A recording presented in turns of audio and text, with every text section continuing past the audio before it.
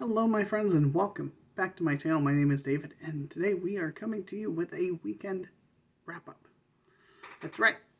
I missed doing it last week. I didn't want to miss it 2 weeks in a row. So here I am to talk about what I've been reading, what I've finished, what I'm in the middle of right now, things of that nature. So we're going to start off with my heftiest volume on this list of what I finished. And that is Saga. This is 54 issues, I believe. Yeah, Saga 1 through 54 here. So this is essentially the first 9 volumes, if you can find them in the slim trade paperbacks. This collects the first 9 of them. And it's outstanding.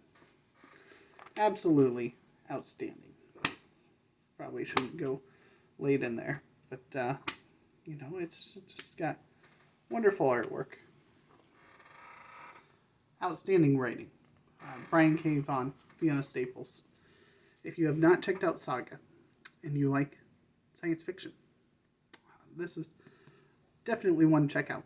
I'm pretty sure you can get the first issue relatively inexpensively, and you can get the first volume usually at a pretty good price. So I strongly recommend it. I know I was hooked from the first volume, which is 6 issues long, I believe. And I'd be willing to wager, if you enjoy science fiction, you probably will be too. So, I finished that shortly into September, I believe. But we are in the midst of Sumerian September, and so I would be remiss if I didn't talk about finishing The Coming of Conan the Cimmerian by Robert E. Howard. This is 13 stories, so the original adventures of the greatest sword and sorcery hero of all time. They range in length, they range in greatness. None of them are bad. All of them are enjoyable, just some more so than others. You've got wonderful ones, like the classic Tower of the Elephant. Phoenix on the Sword, which is, classic. Not the best by any stretch of the imagination, but a really enjoyable one. Frost Giant's Daughter is great. I really enjoy it, but it's so short. There's Rogues in the House was a fun one. Queen of the Black Coast and Scarlet Citadel. I could just read off all of it. They're good. They're really, really good. If you have not read Conan yet, and you don't know where to start, you could do far, far worse than picking up this volume. It's the Del Rey edition. It shows on here, $14.95 at the time when it was printed. I'm sure reprints now are probably like $25 because, inflation's been bonkers, but it's worth every penny. I would gladly pay $15 for that because it's excellent work. In fact, I'm going to eventually pick up all of the Robert E. Howard Del Reys because they are just all excellent. But we go from outstanding Conan to talking about not outstanding Conan. Because the second thing of Conan I read was extremely disappointing. That is this sucker right here. So this is volume 1 of the 12. These are the Lancer publications. So it's got that nice little 1 up there in that corner. So this is by Robert E. Howard, L. Sprague de Camp, and Lynn Carter. Now to be clear, 2 of the stories in here are mentioned as being solely Robert E. Howard. Those were the Tower of the Elephant. Gosh, I'm drawing a blank on what the other one was. The God and the Bull, which are both fantastic. The rest of them, very wildly in quality. While reading the very first story in there, I sent a message to Michael K. Vaughan on Voxer and said, there is no imitating Robert E. Howard. They are trying and failing miserably to imitate his style. Nobody could write Robert E. Howard and Conan like Robert E. Howard. It's just the straight up truth. It'd be like me sitting down and trying to write Tolkien. There was nobody that could write Tolkien, but the Lord of the Rings, The Hobbit, stuff set in Middle Earth. Nobody more suited to write that than J.R.R. Tolkien. There are moments, there are flashes of decentness in some of them. There are some great story beats along the way, but the storytelling in them is subpar compared to the Robert E. Howard. I've got 11 more of those to get through. So those are what I've finished. So let's start talking about what I'm in the middle of reading and what I plan to start reading this week. So we'll start with my other one on my e-reader. So I'm going to start in on The Exploits of Brigadier Gerard by Arthur Conan Doyle.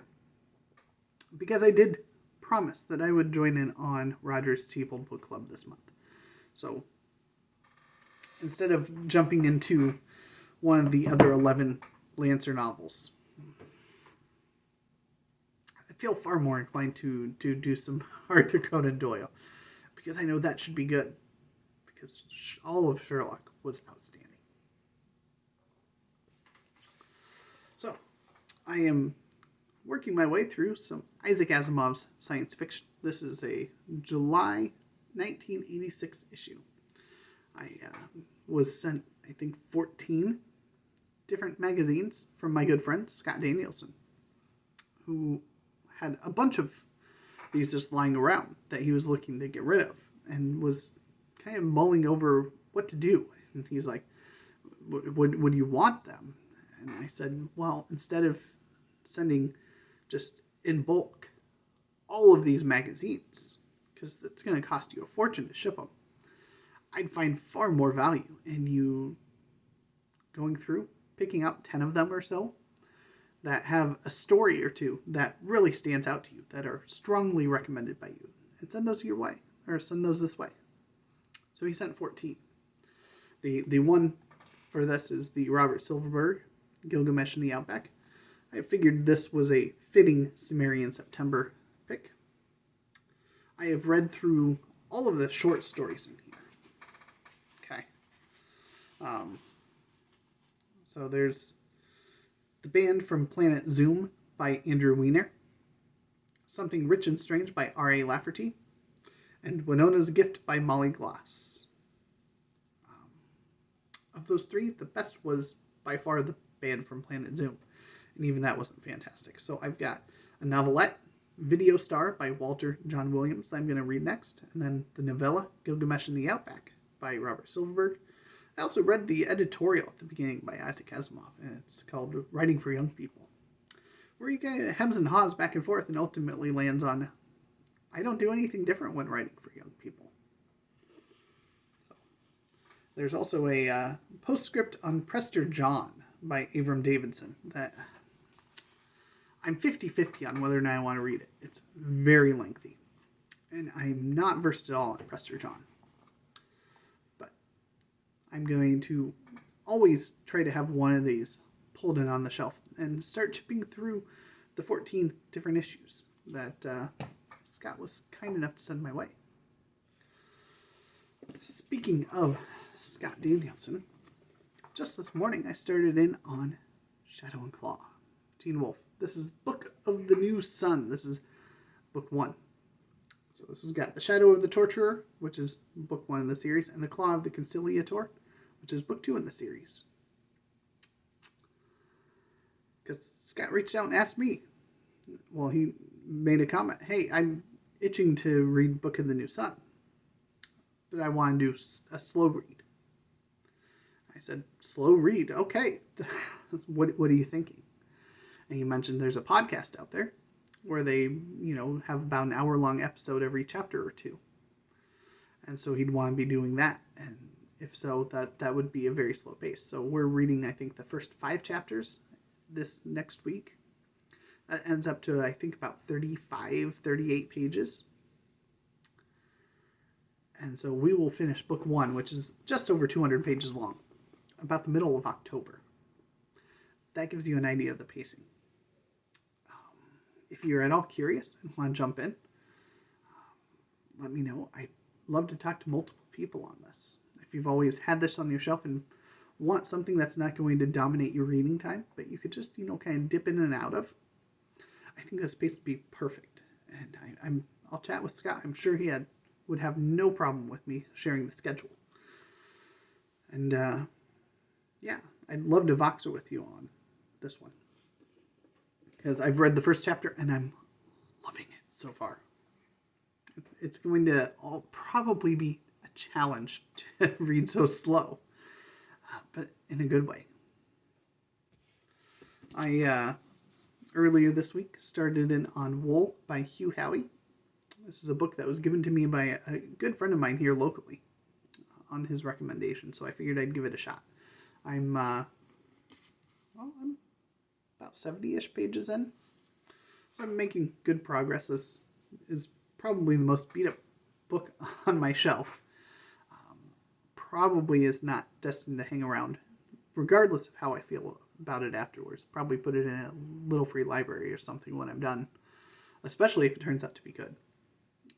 I'm enjoying it so far. Part 1, I was really digging, and then it got to part 2 after about 42 pages or so, and it changed to a different viewpoint, and that kind of miffed me a little bit. I'm not happy about that.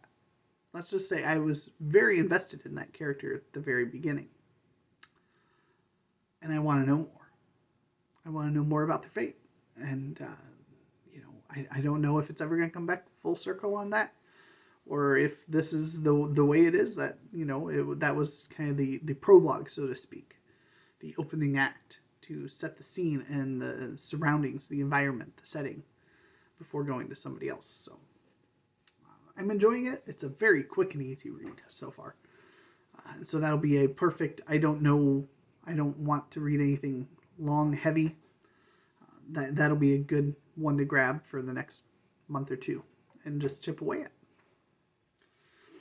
But of course, the primary read I'm reading right now is The Conquering Sword of Conan. I wasn't sure which of the Conan volumes was second. It doesn't say on the back or anything like that. It doesn't say on the side. I figured since I had read the other volume previously, but I had never read the 5 that are in here, that this would be the one that would make sense to grab off the shelf and read next. I've finished the first one. I plan tonight to wrap up the second story. So I've got about 15 more pages left in Beyond the Black River. And before that I read The Servants of Bityakin. So I'll be going into The Black Stranger next, I think it is. Yeah. So,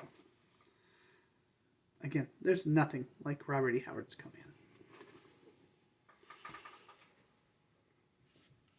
Speaking of more Conan, I had one Robert E. Howard inspired graphic novel on my shelf that hadn't been read. So this is Robert E. Howard's Savage Sword Volume 1. So it says on the back, it's got issues 1 through 4 of Robert E. Howard's Savage Sword, including the Lovecraftian horror tale, The Thing on the Roof, and a noir mystery featuring Detective Steve Harrison. And of course, there's lots of barbarian action starring the one and only Conan. I've kind of looked ahead because, so it started with Conan, with the Jewels of Hysterion. And then it went from there into a different character after that story was done. It doesn't tell me when it's changed to a different issue, so I have no idea what's issue 1, what's issue 2. So that went to John Silent and the Earthbound Dead, which was, good enough.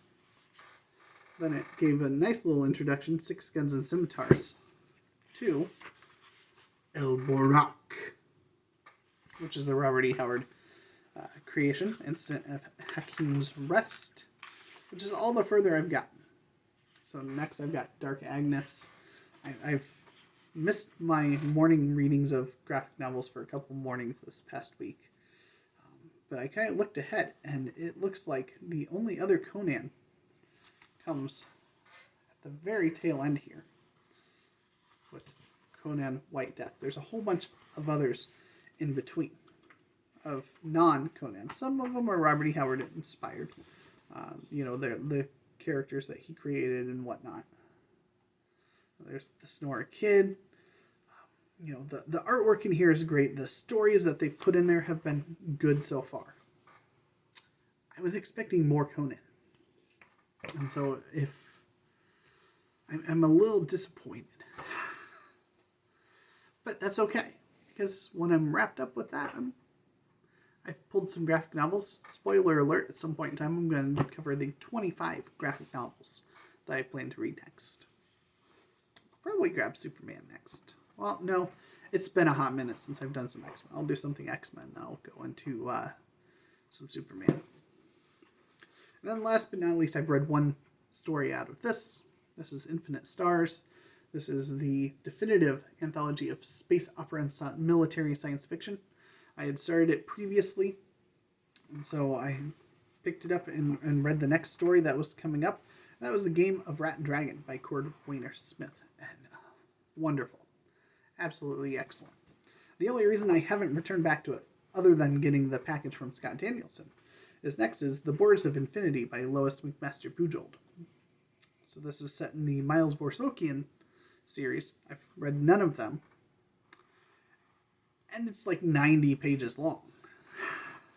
So it's like, this is a big reading investment. And right now I'm all into the Conan. So there we go. There's my wrap up. There's what I've been reading. I'm going to wrap this up so I can get back to Conan before it's time for bed. So I will catch you later.